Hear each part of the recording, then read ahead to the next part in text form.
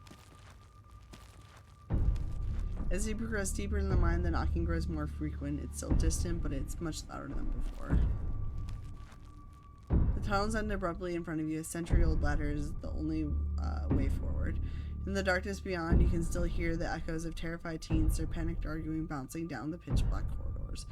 And here we are. The tunnel they crawl through passes through the chamber below it. It should be hard to find them once we get down there. I've never been this far in. Congratulations, Stellas. You got what you wanted. Tabitha crawls up to the ladder and disappears over the edge. Alright, let's do this.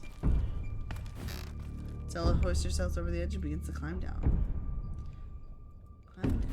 More into madness. Pretty sure this is the way back. Come on. Pretty sure I thought you'd been down here before. Okay, maybe I didn't get this far in, but whatever. It doesn't matter. I definitely remember the way out. Hurry. I don't want to be down here anymore. I think it was actually this way. Oh, shut up. No one even wanted you to come with us anyways. Back on. Yep, they're close alright. Good thing they're so damn loud. It sounds like they're really lost. The voices around you, those of the teens and your companions, sound odd, distant. Step forward. There's something in the darkness before you that's much louder, though you don't hear it. Walk towards it. You don't hear it, but you can feel it in your chest, a desperate need to perceive and be perceived. Wrap yourself in the darkness of the pit. Hey, are you alright, Knight? Bear witness. What do you think you're doing? Get away from there. Your cousin dives towards you, but not before the light from your phone illuminates the chamber.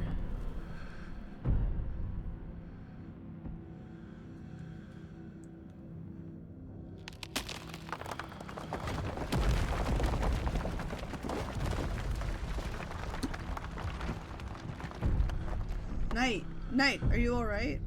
No. I have everything collapsed in. Oh, thank God you're alive. It looked like you had a seizure or something, and then you and Tabby just conked out. I'm fine. You can barely open your eyes. You're not fine. Neither of you move a muscle. I don't want you straining yourselves while you're still recovering from whatever that was. I'm gonna get you both some help. I'll be back soon, I promise. Don't die on me, alright? You fade back out of consciousness as your companion clambers out of the pit, intent on your rescue. You rise up on your elbows, head still swimming from the visions. Your surroundings coming back into focus. Your head throbs as the knocking continues, new magnitudes more intense than ever. Through it, you can once again hear the panicked voices of bickering teenagers echoing down the stone corridors. Becca, you're just getting us more lost. It's this way. If you're so sure, then why don't you just leave? I can't believe I let Alexis talk me into inviting you in the first place. Becca, I'm just trying to help. I said go. Okay, I will. Alexis, you don't have to go with her. You know that, right? Pick a side, Alexis. I'm sure Becca knows where we're going. You shouldn't just... She wouldn't just lie. Sorry, Rosalina. The increasingly desperate voices of the teens are drowned out by the thunderous knocking. You can practically feel the ground shake beneath you. You can almost see the walls vibrate with the intensity of the hellish sound. God, that knocking is not helping my headache. What the hell just happened?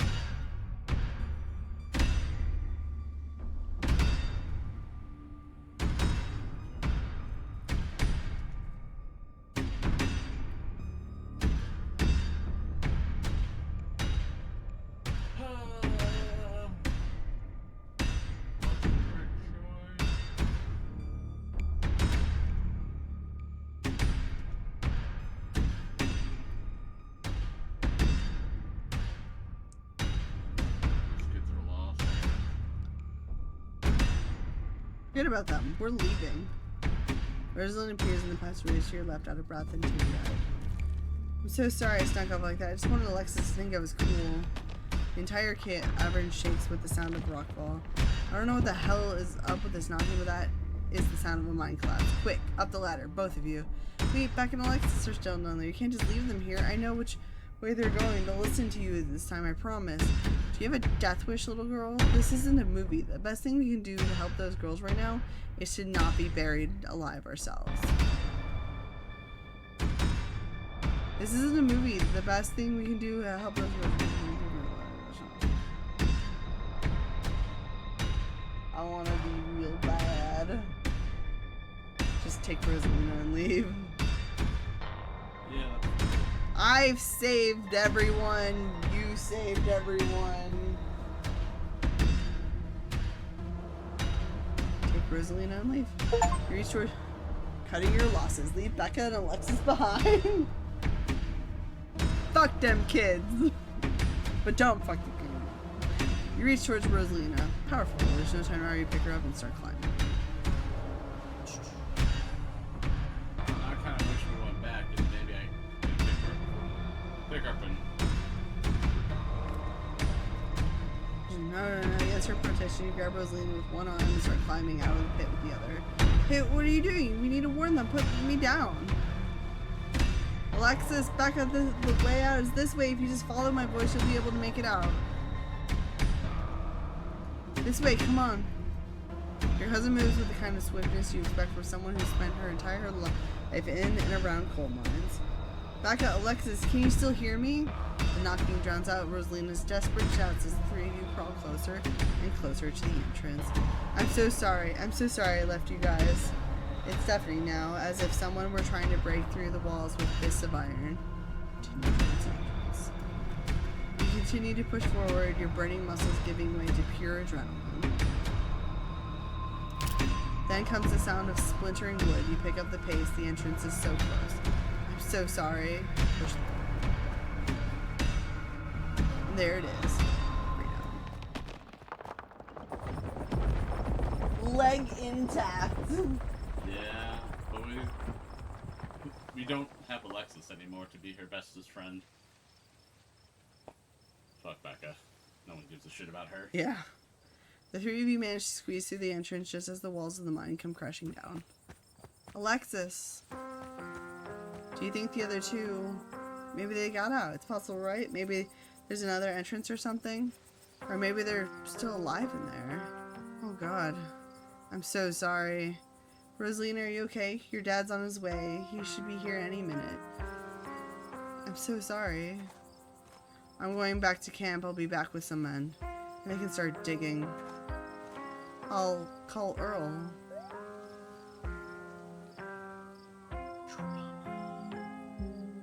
It takes a bit of time, but eventually Tabitha arrives with men and a machine to start digging through the rubble.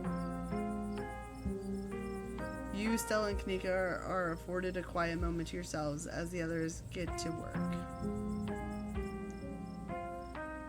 Do you think they're still okay out there? There were survivors in the last collapse. I left them down there. Don't say that. If you and Tabby didn't pull Rosalina out, then when you did, you all might have wound up buried down there. I think you did the right thing. I can't believe you left us down there. Your vision. Fine. We've done that. It's just what happens now. Hey guys, I don't think she's quite ready to talk just yet. What happened down there?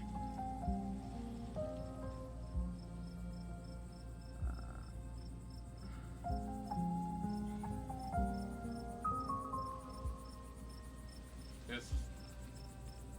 You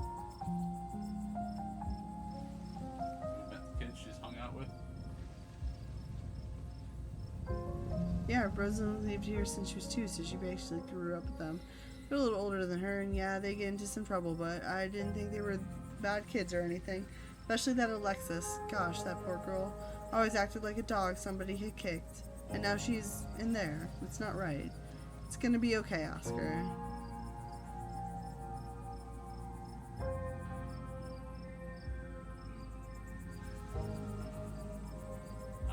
They weren't bad kids, just reckless.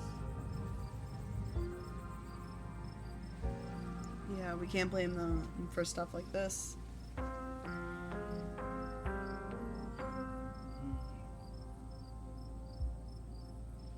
Let me just go through all them. Rosalie made out there because she stood for herself. You should be proud. She's a good kid, Oscar. Thanks.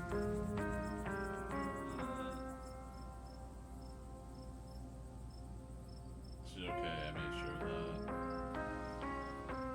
carried her out there myself. Thank you, Knight. I just wish I could have kept her from going in there in the first place. If I had just paid closer attention to her, maybe none of this would have happened and those kids wouldn't be down there. I can't help but feel like it was my responsibility to prevent this, and I blew it. Yeah, teens are reckless. There's only so much you can do. And the shorter the leash, the worse the relationship. Don't blame yourself for choices someone else made. As a former reckless teen myself, and as a current reckless adult, yeah, he's alright. Or he's right. I am alright, though. I guess that's true. I've tried to let Rosalina make her own mistakes and learn from them, but that's for staying up late or going too fast on her skateboard. Not this. Rosalind tells me to live in the library. I think she's trying to get away from that. Oscar sighs. Rosalina told you that?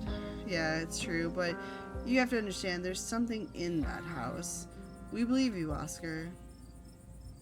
I couldn't let it hurt her, and since I didn't know how to get rid of it, I set up a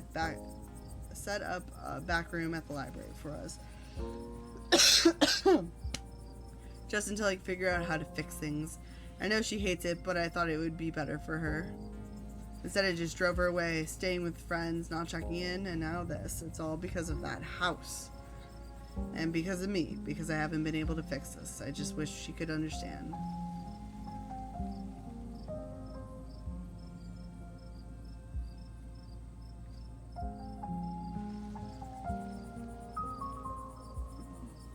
Scroll up a little bit.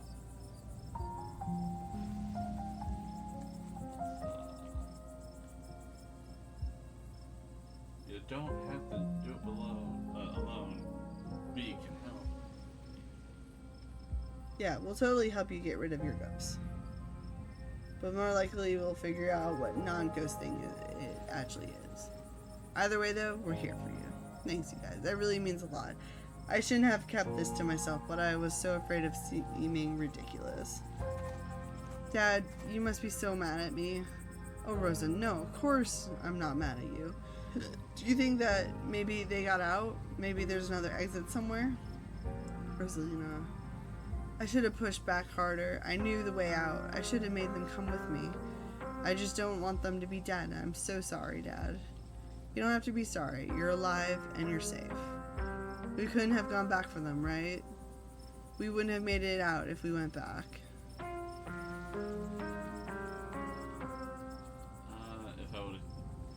I would say, yeah, if I could have carried you all out of there. But I couldn't. Those walls were coming down. I know this is terrible, Rosa, but you're alive. You have no idea how grateful I am that you're still here. It's not fair, Dad. It's just not fair. I know, Rosa. I know. But I think the best thing you can do for your friends right now until we get them out of there is to enjoy the life you have.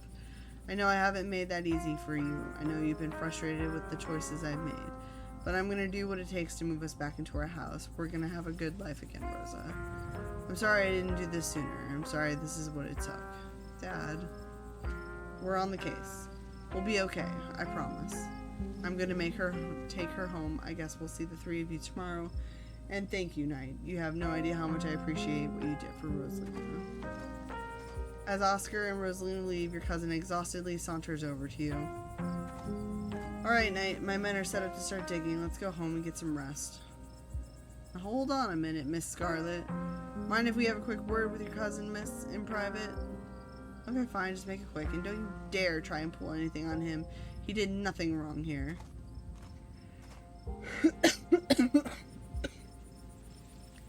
Ladies, I'm afraid that means you two. Don't you need to talk to us? We witnessed this too. Oh, sure, but that can wait. We know where to find y'all. I'm Sheriff Hugby, and this is Deputy Derrickson, but you can call me Earl. Pleased to make your acquaintance. Welcome to Scarlet Hollow. Hope this little accident hasn't colored your perception of the place. Lovely place to live, if you ask me. Lovely indeed. Now, Sheriff Hugby, don't you think it's a mite odd that these teens found themselves in an old abandoned mine on the very property Knight's family happens to own? And don't you think it's even a mite bit odder that Knight happened to be in there with them at the time of the said collapse? I'd be lying if I said it weren't peculiar, though I'm sure you're an upright citizen knight, and all this is surely an unfortunate coincidence. Still, a good cop should ask himself these questions. You've got to understand where we're coming from. 2 kids, 15 and 14, are buried alive down there, and maybe they're dead, and you were on the premises. Whether or not that was merely coincidence remains to be seen. But we've got to do our diligence here. I'll get to your questions, but we also need to talk about the man. We don't need to do that. This town is haunted. Deaths. What asked me this? It was a mine collapse. I saw the teen sneak into the abandoned mines. We went after them. Sure, they'll all be dead. I don't have to talk to you. I would say I saw them sneak into the abandoned mine and went after them. We were just trying to do the right thing. Of course. Very noble. You're pardon our questions, just trying to gather all the facts to see.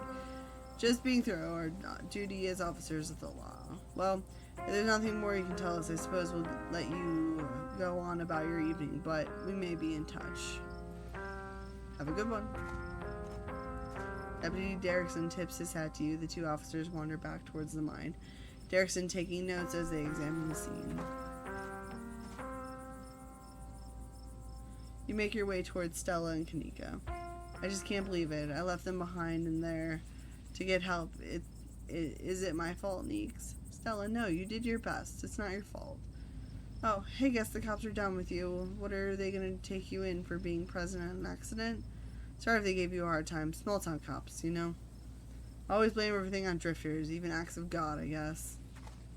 Excellent. You didn't get arrested. Now, come on, let's get back to the estate.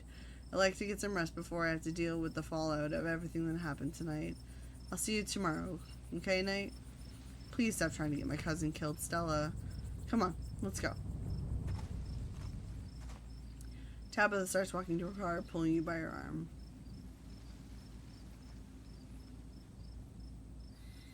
I'll text you when we're back. Yeah. I'll text you when we're back. Tabitha doesn't say a word as the car cuts along the darkened road. Try to keep an eye on the surrounding wilderness as she drives, wary of what may lurk behind the tree line.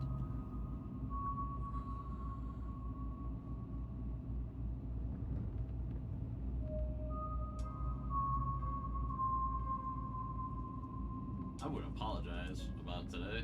Like that. Are you holding up then? Yeah. Oh, you're holding up poorly, but I really rather we didn't get into it. Becca and Alexis. We don't know for days at the earliest, or we won't know for days at the earliest. Their parents should have kept tighter reins on them. I never got into any trouble like this when I was a teen, and I have Pearland to thank for it. Hated it at the time, but that strictness paid off. Ugh, what am I thinking this for? Well, we're bonding. I want to scare her. Get to know more about you. Yeah. Let me stop. I'd like to know more about you, and about Pearland for that matter. Maybe later this week. I don't have the energy to get into it right now, but I think I'd like that.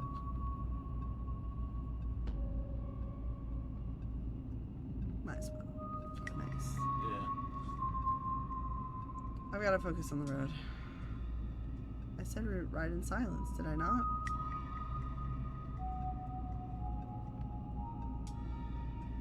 Your eyes wander back to the tree line, and you and Tabitha sink back into silence.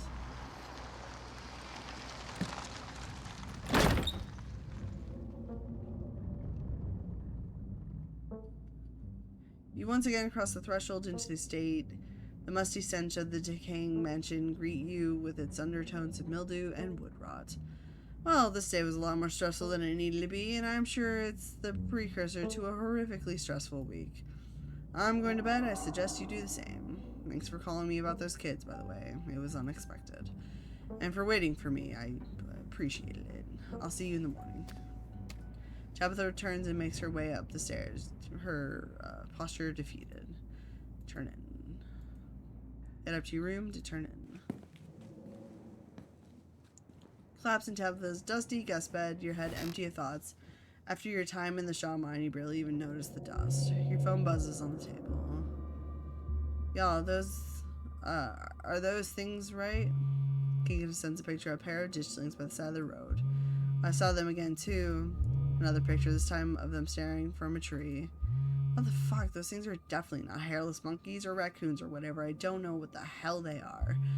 I guess there's more to them being here than the mind collapse. No way I'm sleeping tonight. You think about looking out the guest room window, but at this point, you're too exhausted to leave your bed. The adrenaline from this evening is finally wearing off, replaced by a creeping exhaustion that threatens to overwhelm you. Your limbs feel heavy, your eyelids slipping down over your eyes even as you stare at the ominous pictures of your phone. If it weren't for the pit of dread balling in your stomach, you would almost feel comfortable as you settle in between the covers, your tired bones sinking into this decrepit mattress. When you close your eyes, your thoughts drift to Alexis and Becca, terrified and alone, if not already dead. Good, maybe I'll put some spook in them. Your eyes shoot back open, your heart pounding as the door to your room swings open. Just the cat. It's always just the cat. It's nice to see another living being, even one as unfriendly as Tabitha's cat. The comfort of her presence sets your mind at ease, and you finally slip into a deep sleep.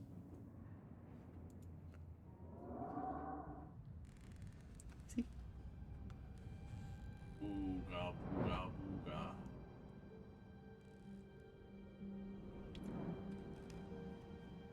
Oh, cat. Hello, Elitoad. What up, Toad? Watch your It's so step. fucking dangerous.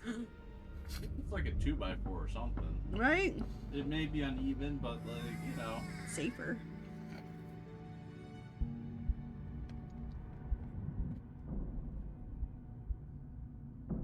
The old rock. Rocks? The big hole. Hole. Proceed if you dare. That's a big hole. So that's chapter 2 out of 4 right now. Soon to be out of 7 eventually. Eventually. So. Did I hear rocks? You missed them. I'm sorry. And a hole. You also missed an entire mine. But, Yeah. you know. Okay, so tonight we have. Did we go watch Genshin Impact, Hades, Stardew Valley, Sifu, Resident Evil 4? It's all part of the mind.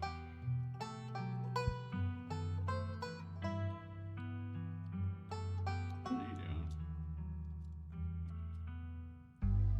doing? Just interesting. I hate in the booth, taking long. Sorry, what do we say? Resident Evil 4. So we have Mr. Goonwatch, we have Takita, Minty Moe, the Mushroom Witch, and Rikai. Who do you want?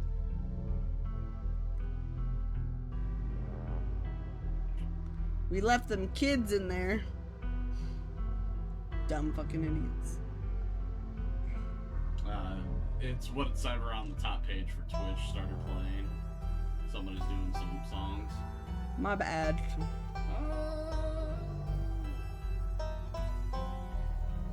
Let's go to a trio. Trio? Wait. The Garrick Witch trio. That trio. Down the mushroom. Oh. I just want to show you something. This is so complicated for you. Have you been out of streaming so long, Split? Yes. Because you could have just hit the raid bar thing there and then went to follow. This is easier because normally I just type in the name, but I didn't know how to. I'm not familiar with the name, so I had to copy paste it. So, anyways, we'll be back to finish. Don't make fun of Splode. We'll be back with more Scarlet Hollow next week. We'll see if the kids survive, I guess, and then we'll have some fun choices to make in the ghost hunting portion. Huzzah. So, intro. Oh wait, how do we do? Alt, Control, Alt, 3. Yep. Okay, and we're gonna go raid Mushroom Lady. Let's go.